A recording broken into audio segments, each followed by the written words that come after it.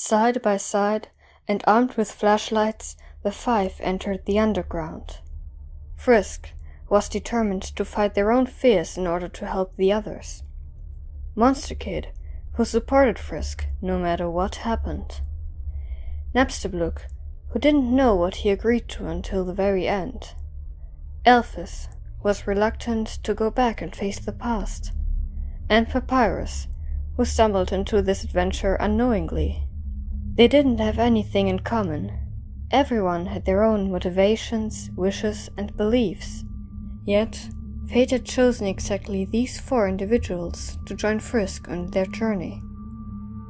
Okay guys, listen. Nobody's wandering off on their own. We'll stay together. Watch where you go. Remember what Asgore said about why we can't go back into the underground? He noticed that since the barrier is gone, there's nothing stabilizing the cave ceiling anymore. Exactly, which makes everything unstable. We should better... If it's not stable, why are we here? We couldn't ask Asgore for prevention first, could we? Besides, it's been so long since we left. If anything were to break down, it would have happened already. Well, the most dangerous part is the corridor we're in right now. Since it's so high and so long, and the barrier was right here, so... You're right. We should get out of here. Let's go, guys. The beams of their flashlights couldn't illuminate the long, empty cavern enough for them to see the paw prints running down the dusty floor. Once they had made it through the hall, they entered a room with a single throne standing in between hundreds of withered flowers. They had turned grey from the lack of water and love. Their petals were scattered all over the ground. After exiting the room, Frisk shone the flashlight they were holding over the walls, looking for a way deeper into the mountain. Yo, hold up, Frisk! Where does the staircase go? Don't! Just don't go there. There's absolutely nothing interesting down there. The other way is over here anyways. Whatever you say.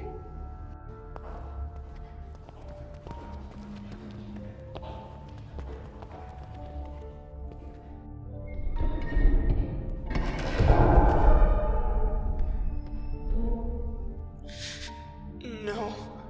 As Frisk opened the door, the hallway behind them was flooded by bright orange and yellow light. Before them was another long corridor, majestic pillars aligned on both sides. Between them were tall, ornate windows. Dust was whirled up by the door's movement and was shimmering in the light originating from the windows.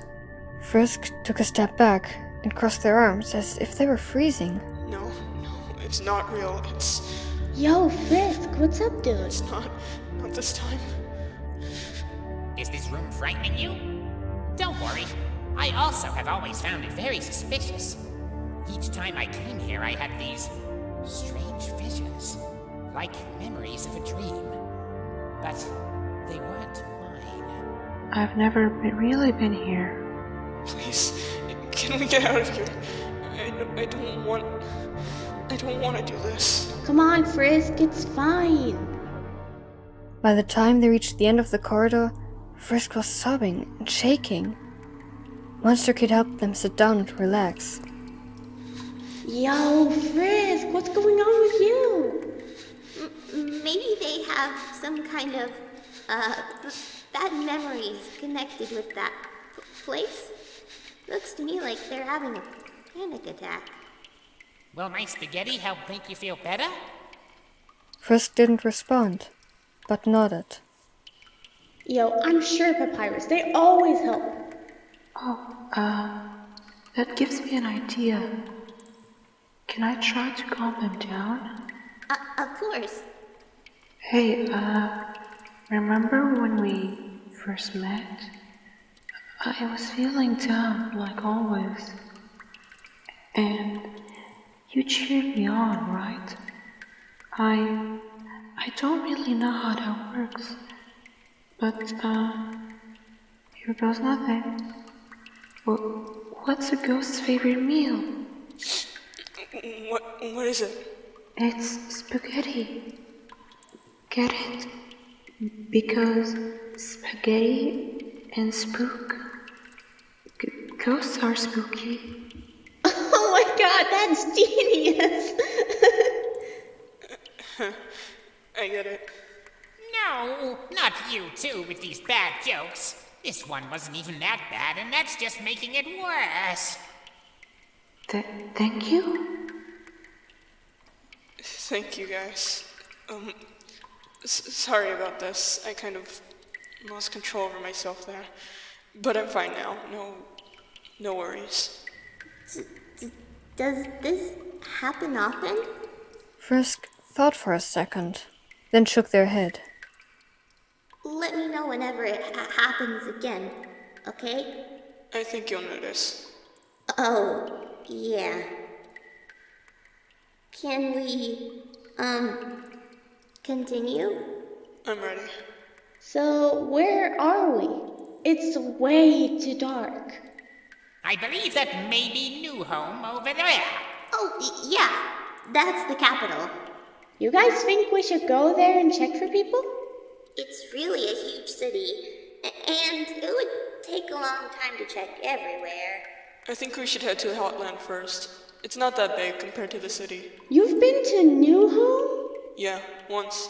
Oh man, I wish I could have gone there. Do we really have to go to Hotland first? Well, these footprints are leading to Hotland. Footprints? They stared down at the dozens of footprints that headed towards the direction that Hotland was located in. Whoa, there's tons of those. So everyone must have passed through here? It looks like it, but where exactly could they be now? Maybe they went back to Snowden. Perhaps they just wanted to visit their old home again? That would be an understandable reason to come back. I sometimes miss Snowden very much. Same, dude.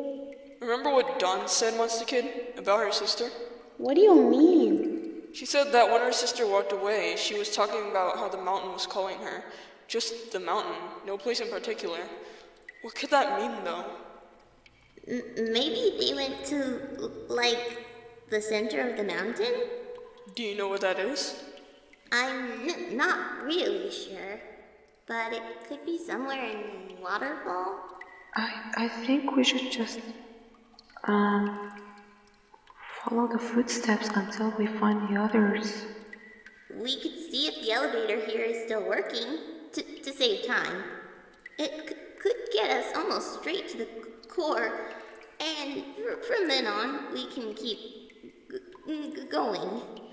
I don't really think the missing people would be in Asgore's old house. If we use the elevator, we don't have to go through it. Yeah, sounds like a plan to me.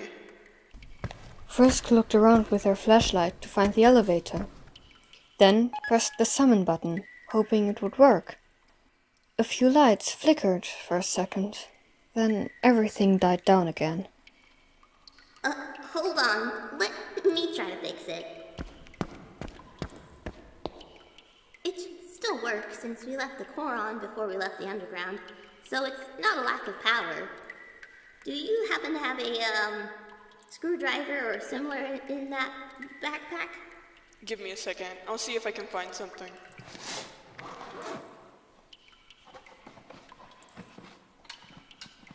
Wow, I actually found one. Here. Thanks.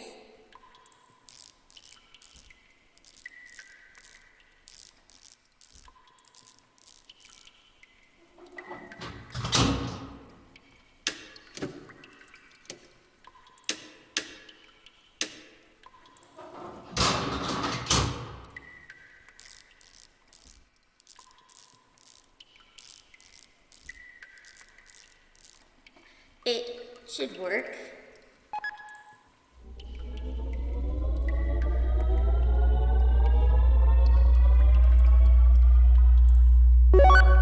There we go.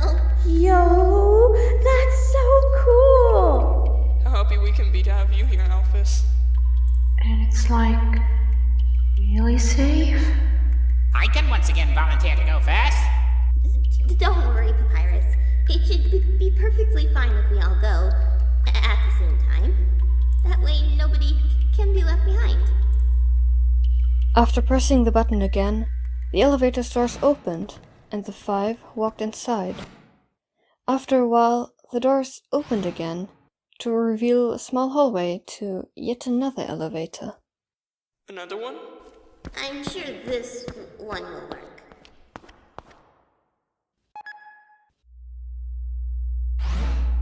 That's good luck. Yo, I'm sure that even if it was broken, you'd have repaired it in no time, Alphys. Thanks.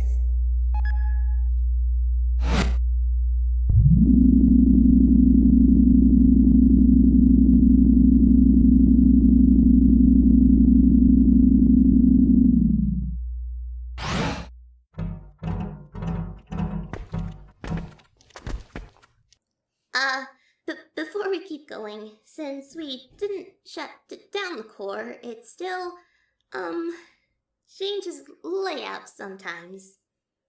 So, to get out, we somehow have to find an exit, which is gonna be hard since we have absolutely no idea where it could be, and it could literally be anywhere, and— Office, it's fine. We can split up.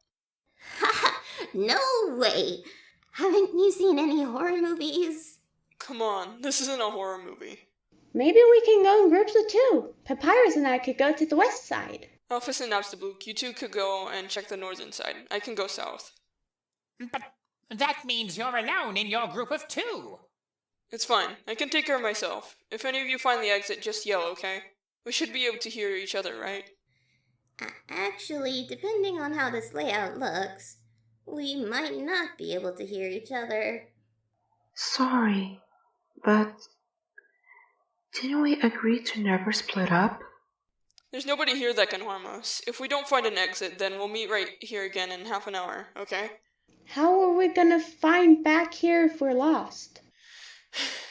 If we don't take any risks, we're getting nowhere. This is the fastest method to find a way out, so let's do it. You'll be fine. Okay then. Come on, Papyrus, I'm sure we'll find the exit first. Wowee! I appreciate your enthusiasm, Monster Kid.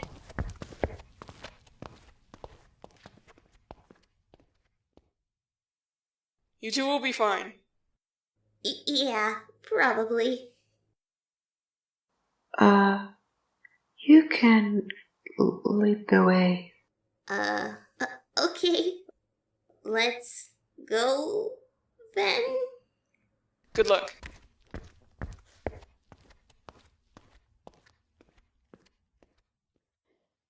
Frisk looked around the now empty corridors of the core. It used to provide power to the underground, and was the source of all life and energy. They were wondering why it hadn't been turned off, though. Since every single monster had moved, the core was no longer needed. They decided to ask Alphys about it later. They followed this path for a long time, until they got to a fork in the road. They chose to go into the direction they remembered the exit being at, although it had been quite a long time since they had last been in the core. After a few more turns, they ended up in an empty room with nothing but a window in it. On the other side was nothing. That looks like the void? Strange. As they turned around to leave the room, they were stopped by a sudden, intense rumble. The ground began to shake, and they felt like the room was moving. Whoa, guys? Alphys?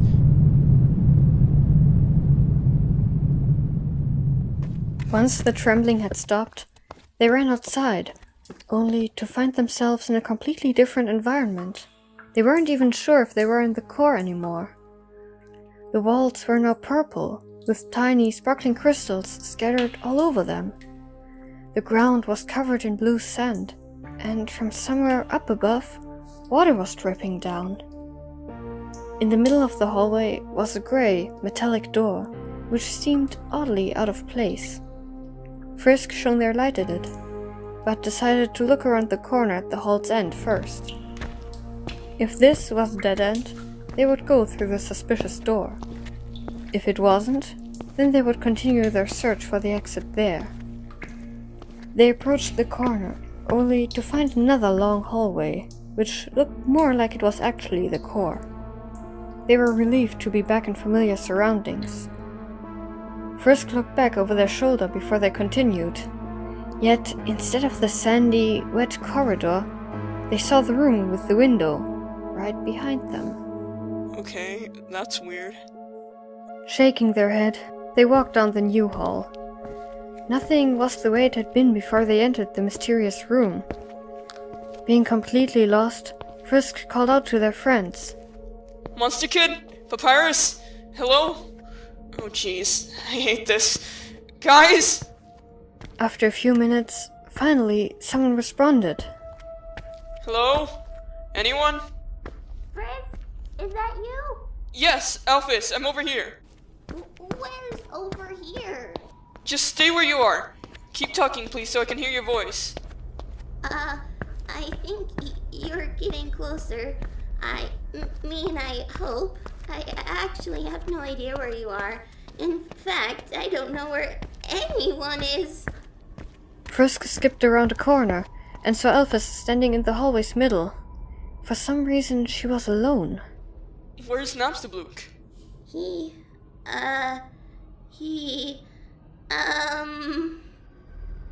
When the core's layout changed, he just vanished? He just left you alone like that? Well, it's my fault, because I was panicking and I probably scared him and... First of all, calm down, Alphys. It's okay. We'll find him. But if only I hadn't... Listen, it's fine. We need to keep calm now and find the others, then get out of here. Do you have any clue where anything is? There was a crossroad back where I came from. Okay, good. Let's go there. Alright. The two silently trotted down the corridor, the air feeling tense, the atmosphere cold and unsettling. With every noise, with every howling of a pipe, with every distant rumble from somewhere deeper within the core, they flinched, holding their breaths and shining their flashlights over the walls. They hurried up, they turned left, they turned right. Eventually, they reached a dead end. Great. Now we have to go all the way back to the crossroad. I'm so sorry, Frisk. I knew we should have gone the other way. Oh my, this is all my fault. It's not the end of the world. You really have to try and keep your cool in situations like these. I know. It's just so hard with Undyne and Metaton being gone. Now, literally everyone from our group being gone too. And we're also back here. Back underground. You know how this feels to us, right? Not exactly. What do you mean? This is the place we've been trapped in for centuries. Most of our people have dreams, nightmares to be exact, of waking up one day and realizing it was all a dream. Waking up back here, back in this prison.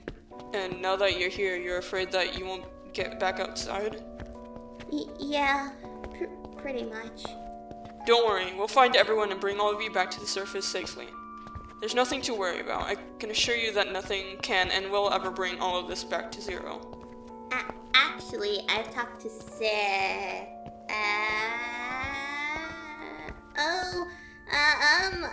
I've talked to Sarah. Yeah, you know her? She's the manager of the Snowden Hotel. She's missing too, right? Yeah? Yeah. Anyways, we should, turn right over there. Alright. More time had passed, and they were starting to lose their hope of finding the others, just when they heard a familiar voice echo through the core. Oh no! Haven't we been here before? Didn't we just go through this room? Oh, it all looks the same. Yo, this one is so different though. There's no trash bin here. There they are. Guys, Papyrus, Monster Kid, we're here. Oh, I told you. I said we'd find them. After just a few more turns, the team found each other again. Is everyone alright? Where's Napstablook? Oh, I'm here. The ghost slowly appeared a bit down the hallway and floated to the others. Where have you been? I was right here. I'm so sorry. I shouldn't have. Sorry. It's all just... I'm so sorry, Frisk, but Whatever. You're here now. That's all that matters. Are you okay? Oh, yeah. Good. Now we just have to find an exit. Me and Papyrus actually found it, but suddenly everything started shaking. It was so crazy. Then we saw the exit slip away and get replaced by another room, and boom, everything was different. That's because the layout changed. I forgot to say that it happens every night at around this time. Hey, speaking of night, is anyone else, super tired? Yep. I could keep on going for hours. Actually, I think we should rest. Sounds good to me. Has anyone seen a room big enough for the tent? Oh, yeah. Just around that corner over there. Yes, exactly. We found an exact copy of that room while wandering through here. But this one's worse. The other one had a trash can and this one doesn't. Oh yeah, I've heard that. Anyway, let's put the tent up and make some food. We'll get out of here tomorrow.